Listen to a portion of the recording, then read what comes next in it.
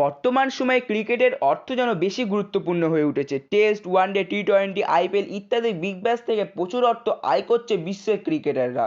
বর্তমানে বাংলাদেশের ক্রিকেটারদের বেতন, জীবনযাত্রার মান কিংবা খেলার ধরনেও বেশ পরিবর্তন এসেছে। এমন 5 শীর্ষ বাংলাদেশি ধনী খেলোয়াড়দের নাম নিচে আলোচনা করা হলো। 1. সাকিব আল হাসান।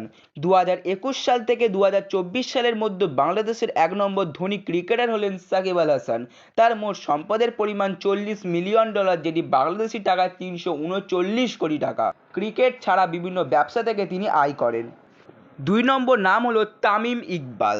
তার সম্পত্তির পরিমাণ $30 মিলিয়ন, যেটি বাংলাদেশি টাকায় দাঁড়ায় 258 কোটি টাকা। জাতীয় টিম এবং বিভিন্ন বিজ্ঞাপন থেকে আসে তার এই টাকা। 3 নম্বর নামটি হচ্ছে মুশফিকুর রহিম। ক্যারিয়ারের শুরু থেকে বিভিন্ন প্রতিকূলতার সাথে লড়াই করে নিজেকে অন্য এক উচ্চতায় নিয়ে গেছেন তিনি।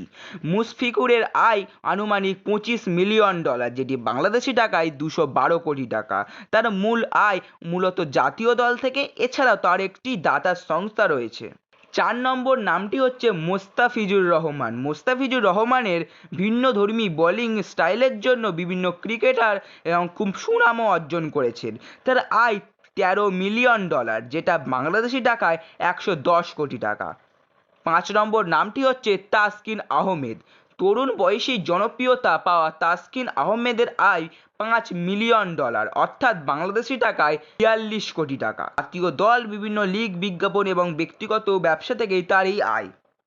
ভিডিওটি ভালো লাগলে শেয়ার করতে পারেন। আর আপনি যদি এমনই রহস্য, রোমাঞ্চ এবং ইন্টারেস্টিং ভিডিও পছন্দ করে থাকেন তাহলে তথ্য সঞ্চয় চ্যানেলটিকে এখনই সাবস্ক্রাইব করে এবং পাশে থাকা বেল আইকন প্রেস করুন।